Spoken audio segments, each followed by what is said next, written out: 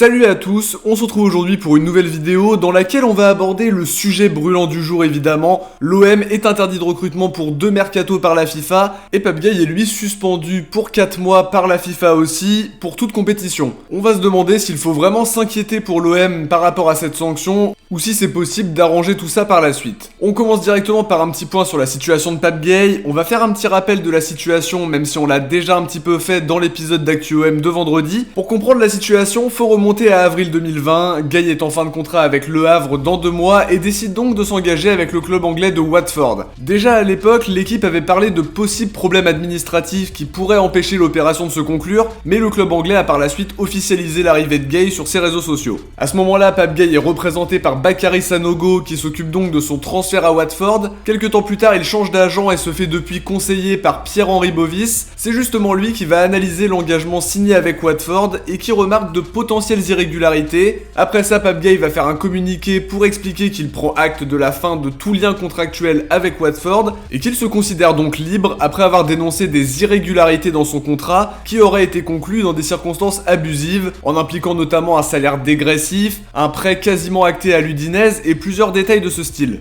Après ce communiqué, les premières rumeurs fuitent sur un intérêt de l'OM et le joueur va s'engager pour le club marseillais à l'été 2020. L'OM se voulait rassurant sur la situation en expliquant à l'équipe que la piste avait été activée après les déclarations publiques de l'avocat de Gueye, qui expliquait que le joueur avait résilié son pré-contrat avec Watford. Le club affirmait avoir analysé la situation juridique et d'avoir signé le joueur en toute connaissance de cause, mais que dans le fond il savait aussi qu'un litige aurait probablement lieu. Il y a aussi une clause de solidarité entre l'OM et Pape Gueye dans son contrat qui s'applique en cas d'amende. Ça aussi, ça montre bien que l'OM s'était paré à toute éventualité. Au début, Watford demande 5 millions de compensation à l'OM, ce que le club phocéen refuse, nouvelle preuve d'une grande confiance dans le litige. Eric Roy, qui était directeur sportif de Watford à l'époque, avait expliqué que le club anglais allait faire valoir ses droits, et ça a finalement été le cas avec un recours déposé en février 2021 devant la chambre de résolution des litiges de la FIFA. La sanction est tombée, Pape Gueye est suspendu pour 4 mois de toute compétition, ce qui va le priver de la fin de la CAN probablement et des prochaines compétitions avec Marseille.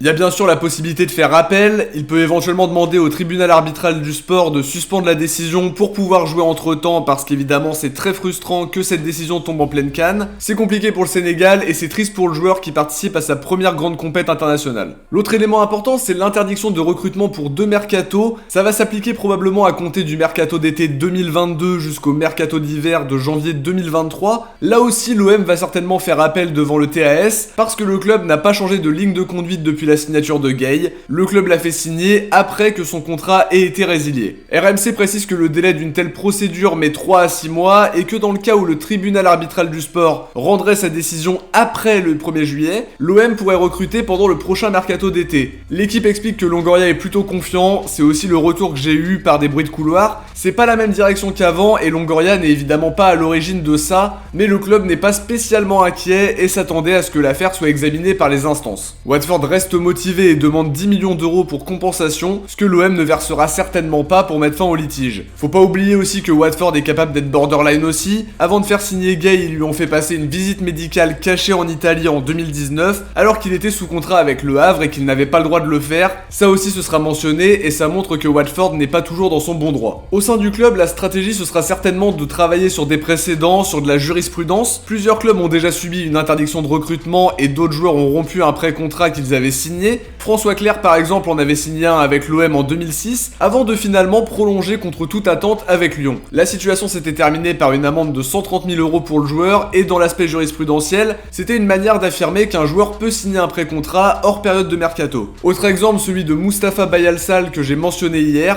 Il avait signé un double contrat avec Lika Start et avec Saint-Etienne. Il a été suspendu 4 mois comme Gueye, ça avait été confirmé par le TAS et il avait pu rejouer qu'après. Ce qui est intéressant dans le dossier Bayalsal, c'est qu'il a été suspendu, mais Saint-Etienne n'a pas été reconnu responsable parce qu'ils avaient respecté les règles FIFA pour le transfert d'un joueur. Si l'OM est vraiment confiant, ils peuvent considérer qu'ils ont respecté les règles de la FIFA et le TAS peut aller dans ce sens pour dégager l'OM de toute responsabilité, quand bien même il condamnerait Gueye. Mais encore une fois, les situations sont différentes et ont chacune leur subtilité et tout sera analysé au cas par cas. On a un autre bon exemple aussi, le transfert d'Ismaël Bangoura à Nantes. Pour vous rappeler un peu tout ça, Bangoura était écarté du groupe pro d'Al Nasser par rapport au quota de joueurs étrangers déjà atteint, et de ce qu'il se disait à l'époque, il n'était plus payé, il décide donc de rompre son contrat unilatéralement et de signer pour Nantes. De leur côté, Nantes paraissait être dans leur bon droit, mais ils commettent une erreur en formulant une offre à Al Nasser précédemment pour recruter Bangoura, quelques jours donc avant cette fameuse rupture de contrat, et pour le coup c'est ce qui va leur coûter cher, parce que par le biais de cette offre, ils ont finalement reconnu que le joueur était bien sous contrat avec Al Nasser,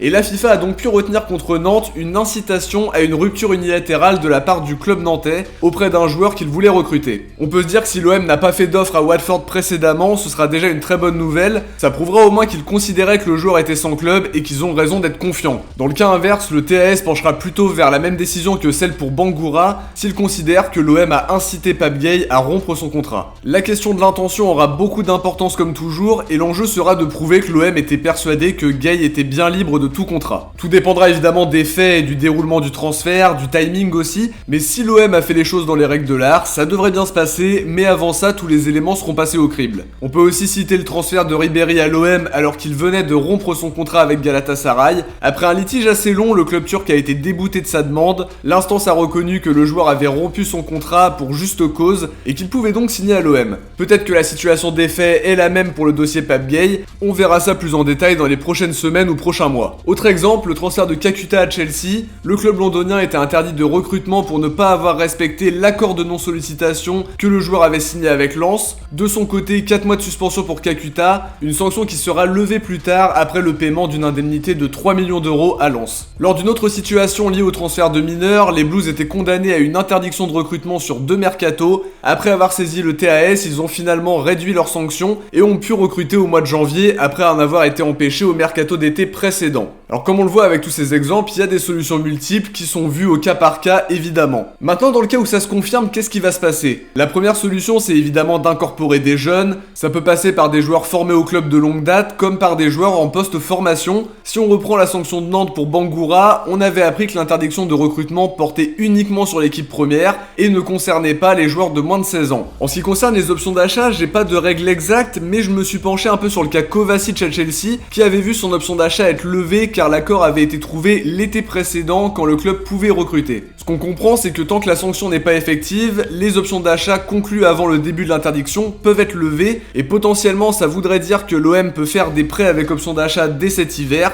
et les lever, y compris pendant l'interdiction pour contourner la sanction. Il y aura aussi des joueurs qui vont trinquer malheureusement parce qu'il y en a qui seront intransférables, ça c'est une grosse conséquence d'une telle interdiction parce que si tu peux pas recruter, tu peux pas remplacer tes départs donc c'est compliqué. Ça peut passer par des prolongations de joueurs, mais pas sûr en tout cas que ça permettra de convaincre Camara de rester par exemple. Dans tous les cas on n'y est pas, on va espérer que le TAS donne raison à l'OM et à Pape Gueye pour vite passer à autre chose. J'espère surtout qu'il pourra jouer avec le Sénégal et qu'il sera très vite opérationnel pour l'OM et que ces histoires d'interdiction de recrutement et de suspension soient de l'histoire ancienne. On a vu que tout n'était pas définitif, il y a des moyens de s'en sortir, ce sera analysé vraiment au cas par cas et on aura plus ample nouvelles dans les prochaines semaines. Pour finir, je rajoute quelques précisions parce qu'on a eu des infos en début de soirée, des infos que j'avais pas au moment de préparer la vidéo à la base. L'OM et Pape Gueye ont officiellement fait appel devant le TAS, mais la petite subtilité c'est que l'appel n'est pas directement suspensif. Ça remet en cause pas mal de choses mine de rien, mais en parallèle le club et le joueur ont donc demandé la suspension de la sanction, le temps de la procédure pour que Gueye puisse jouer la CAN et avec l'OM également. On en saura plus dans les prochaines heures ou prochains jours. Dans un communiqué commun, ils expliquent faire appel dans le but de faire reconnaître que la situation est parfaitement licite et qu'aucun reproche ne peut être fait au club et aux joueurs, tout en annonçant de manière officielle qu'ils ont demandé la suspension des sanctions par la même occasion. De notre côté, on arrive à la fin de cette vidéo, j'espère que ça vous a plu et que ça a permis de vous éclairer un peu plus sur la situation. N'hésitez pas à liker, commenter, partager et vous abonner. On se retrouve très vite pour une prochaine vidéo. Ciao, portez-vous bien et surtout allez l'OM.